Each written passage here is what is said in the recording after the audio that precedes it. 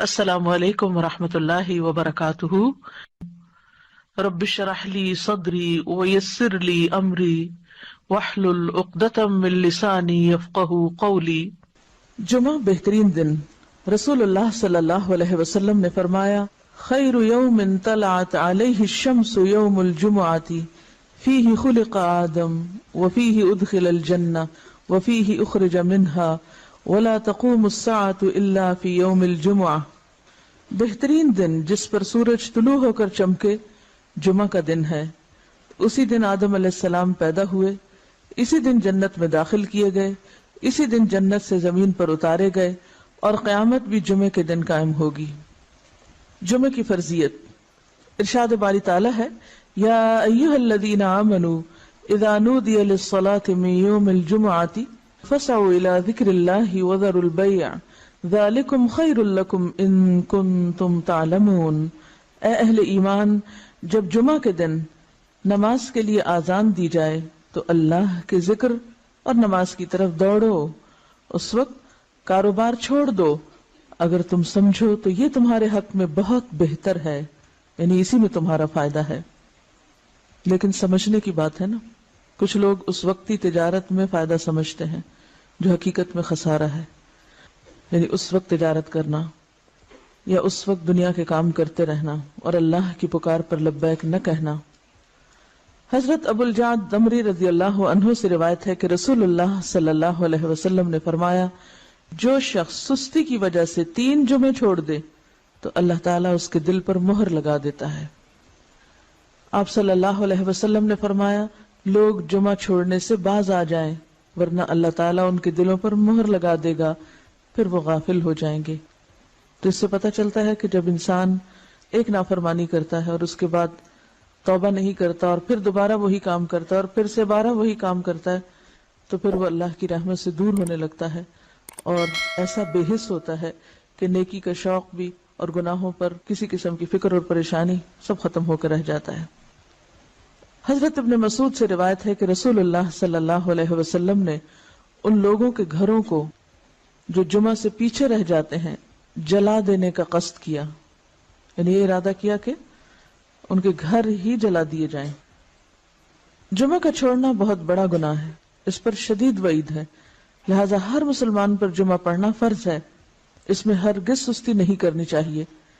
جب خطیب ممبر پر چڑھے اور آذان ہو جائے تو سارے کاروبار حرام ہو جاتے ہیں۔ جمعہ کے متفرق مسائل۔ نمبر 1، رسول اللہ صلی اللہ علیہ وسلم نے فرمایا، جس کا اللہ اور آخرت کے دن پر ایمان ہے اس پر جمعہ فرض ہے۔ مریض، مسافر، عورت، نابالغ لڑکا اور غلام جمعہ کی فرضیت سے مستثنی ہے، یعنی ان پر جمعہ فرض نہیں، اگر چاہیں تو پڑھ لیں، نہیں تو ظہر کی نماز بھی کافی۔ نمبر 2، نبی صلی اللہ علیہ وسلم نے فرمایا، جو شخص جمعہ کے روز خوب اچھی طرح نہائے اور پا پیادہ یعنی پیدل مسجد میں جائے، امام کے نزدیک ہو کر دل جمی سے خطبہ سنے، یعنی ادھر ادھر غفلت کے ساتھ نہیں بلکہ پوری توجہ کے ساتھ اگلی صفوں میں بیٹھ کر، اور کوئی لغو بات نہ کرے، تو اس کو ہر قدم پر 1 برس کے روزوں کا اور اس کی راتوں کے قیام کا ثواب ہوگا۔ یعنی اتنا فضیلت والا عمل ہے اگر کوئی شخص پوری توجہ اور محبت اور شوق کے ساتھ کرے۔ حضرت سلمان فارسی رضی اللہ عنہ سے روایت ہے کہ رسول اللہ صلی اللہ علیہ وسلم نے فرمایا، جو شخص جمعہ کو نہائے اور جس قدر پاکی حاصل ہو سکے کرے، یعنی اپنے جسم کی بھی صفائی، اپنے بالوں کی، ہر چیز کی، پھر تیل یا اپنے گھر سے خوشبو لگائے جو بھی میسر ہو، یعنی تھوڑا اہتمام کے ساتھ نکلے، اور مسجد کو جائے، وہاں 2 آدمیوں کے درمیان راستہ نہ بنائے، یعنی لوگوں کی گردنیں نہ پھلانگے یا ان کو پریشان نہ کرے آگے جانے کے لیے،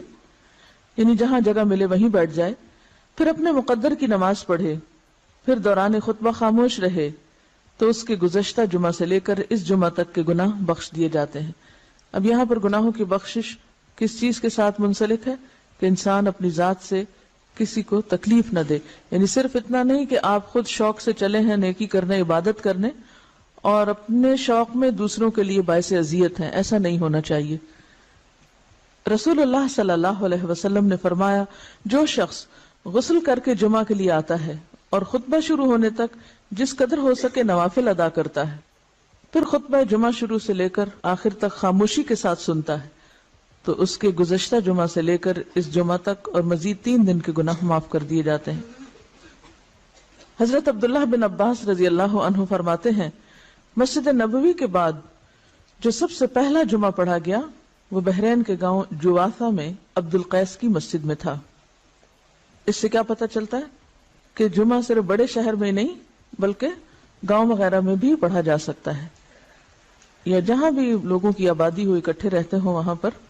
جمعہ پڑھنا چاہیے، یہ جمعے کا اہتمام کیا جانا چاہیے۔ یہاں اس موقع پر میں یہ یاد دہانی آپ کو کرا دوں کہ جن خواتین کے لڑکے ہیں خاص طور پر ان کو، اپنے شوہروں کو،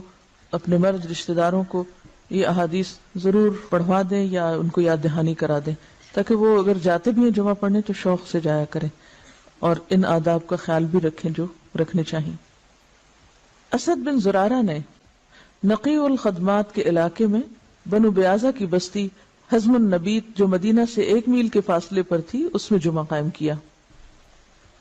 حضرت عبداللہ بن عمر مکہ اور مدینہ کے درمیان بسنے والے لوگوں کو جمعہ پڑھتے دیکھتے تو اعتراض نہ کرتے۔ نمبر 4، حنین کے دن بارش ہو رہی تھی تو رسول اللہ صلی اللہ علیہ وسلم نے اپنے منادی کو حکم دیا آج اپنی اپنی قیام گاہوں میں نماز پڑھنے کا اعلان کر دو، اور وہ جمعہ کا دن تھا۔ یعنی اگر بارش کا موسم ہو اور جانے میں تکلیف ہو تو ایسی صورت میں پھر ظہر کی نماز گھر پہ پڑھی جا سکتی ہے جب نکلنے میں حرج ہو۔ حضرت ابو ہریرہ سے روایت ہے کہ نبی صلی اللہ علیہ وسلم نے فرمایا آج کے دن 2 عیدیں عید اور جمعہ اکٹھی ہو گئی ہیں، جو شخص صرف عید پڑھنا چاہے اسے وہ کافی ہے، لیکن ہم عید اور جمعہ دونوں پڑھیں گے۔ یعنی اگر ایک ہی دن میں 2 چیزیں ہوں تو ایک کی رخصت ہے، یعنی عید پڑھنا کافی ہے، جمعہ جو ہے اس کی بجائے ظہر کی نماز بھی پڑھی جا سکتی ہے، لیکن آپ صلی اللہ علیہ وسلم نے پھر بھی دونوں چیزوں کو پڑھنا پسند فرمایا اگرچہ سہولت رکھی۔ عبداللہ بن زبیر رضی اللہ عنہ کے زمانے میں جمعہ کے دن عید ہوئی تو انہوں نے نماز عید پڑھائی، جمعہ نہ پڑھایا۔ اس واقعے کی خبر ابن عباس کو ملی تو انہوں نے فرمایا ان کا یہ عمل سنت کے مطابق ہے۔ نمبر 6، رسول اللہ صلی اللہ علیہ وسلم نے فرمایا اگر گنجائش ہو تو جمعہ کے لیے روزانہ استعمال ہونے والے کپڑوں کے علاوہ کپڑے بناؤ۔ یعنی اگر گنجائش ہو اور آسانی ہو اور سہولت ہو، اس سے یہ مطلب نہیں کہ ہر ہفتے نیا جوڑا سلوایا جائے، اس کا مطلب یہ ہے کہ جمعے کا جوڑا مخصوص بھی رکھا جا سکتا ہے، ٹھیک ہے، نہیں ایک دفعہ آپ نے سلوا لیا اس کو ہر روز پہننے کی بجائے جمعے کے دن پہنا جائے، یعنی جمعے کا لباس مخصوص کیا جا سکتا ہے عام روزمرہ کے لباس سے۔ یعنی اہتمام کی بات ہے اصل میں، صرف نئے کپڑے سلوانے کی بات نہیں۔ نبی صلی اللہ علیہ وسلم نے دوران خطبہ گوٹ مار کر بیٹھنے سے منع فرمایا۔ گوٹ مارنا اس طرح بیٹھنے کو کہتے ہیں کہ ہاتھ یا کپڑے کے ساتھ رانوں کو پیٹ سے ملا کر بیٹھیں، ٹھیک ہے۔ اس طرح بیٹھنے سے عموماً نیند آ جاتی ہے اور پھر آدمی خطبہ نہیں سن سکتا۔ علاوہ ازیں اس حالت میں آدمی اکثر گر پڑتا ہے یا بے حجاب ہونے کا بھی اہتمام ہوتا ہے۔ بیٹھ کے دکھائیے، جی ہاں، اس طرح، یعنی بہت ہی ریلیکس قسم کی اور کیجول قسم کی سٹنگ ہے، یہ اس سے منع کیا گیا ہے۔ نمبر 8، جابر بن سمرہ رضی اللہ عنہ سے روایت ہے کہ رسول اللہ صلی اللہ علیہ وسلم کھڑے ہو کر خطبہ دیتے اور 2 خطبوں کے درمیان بیٹھتے۔ جو شخص یہ کہے کہ آپ بیٹھ کر خطبہ دیتے تھے اس نے غلط بیانی کی۔ حضرت کعب بن عجرہ سے روایت ہے کہ وہ مسجد میں داخل ہوئے اور عبد الرحمن ابن ام الحکم بیٹھے ہوئے خطبہ دے رہے تھے۔ کعب نے کہا اس خبیث کی طرف دیکھو، بیٹھے ہوئے خطبہ دیتا ہے، حالانکہ اللہ تعالیٰ فرماتے ہیں وَإِذَا رَأَوْا تِجَارَةً أَوْ لَهْوًا انفضوا إِلَيْهَا وَتَرَكُوكَ قَائِمًا، اور جب یہ لوگ کوئی سودا بکتا دیکھتے ہیں یا کوئی تماشا دیکھتے ہیں تو اس کی طرف بھاگ اٹھتے ہیں اور آپ کو خطبے میں کھڑا ہی چھوڑ دیتے ہیں۔ یعنی قرآن پاک سے یہ بات پتہ چلتی ہے کہ خطبہ کھڑے ہو کر دینا چاہیے۔ اب یہاں پر آپ سوچ رہے ہوں کہ بہت سخت لفظ استعمال کیا اور شاید ان کے پیچھے یا چھپ کے یا غیبت کے طور پہ کیا، تو اصل بات یہ ہے کہ صحابہ کرام کے اندر آپ نے ایک چیز دیکھی ہوگی کہ وہ سنت کے خلاف کوئی چیز برداشت نہیں کرتے تھے، کیونکہ وہ اللہ کے رسول صلی اللہ علیہ وسلم کو اپنی ذات، اپنی اولاد، اپنے والدین، اپنی ہر چیز سے زیادہ محبوب رکھتے تھے اور آپ کی باتوں کو بھی اسی طرح اہمیت دیتے تھے، لہٰذا کہیں وہ کوئی چیز آپ کی سنت کے خلاف ہوتے دیکھتے تو وہ ان کے لیے بہت ہی سخت ہوتی اور اسی لیے سخت الفاظ بھی استعمال کر جاتے۔ تو بات یہ کہ اسی کا نام من احب للہ و ابغض للہ ہے، و آتا للہ و منع للہ۔ جب ہم دین میں محبت کی بات کرتے ہیں تو ہم سمجھتے ہیں کہ محبت پھر جائز ناجائز ہر بات پہ محبت، یہ بات غلط ہے۔ ٹھیک ہے، درست چیز کو اپریشیٹ کیا جائے اور جو غلط بات ہے اس کو غلط بتایا جائے،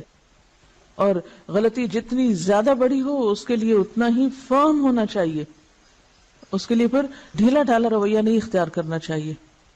جبکہ بات پوری طرح دوسروں کو بتائی بھی جا چکی ہو۔ لیکن ایک بات یاد رکھیے کہ صحابہ کرام کا جو باہم تعلق یا واسطہ تھا، ان کی جو تربیت جس ڈھنگ پر ہوئی تھی، وہاں ذات اور انا اور میں اور شخصیت پرستی جیسی چیزیں نہیں تھی، وہاں محبت بھی اللہ کے لیے تھی اور بغض بھی اللہ کے لیے تھا، اور اس کے ساتھ ساتھ وہ کسی چیز کو اپنی ذاتی وقار کا مسئلہ نہیں بناتے تھے، اس کو پرسنلی نہیں لیتے تھے۔ ہم کوئی چیز نہ بھی ہو تو اس کو پرسنل بنا لیتے ہیں،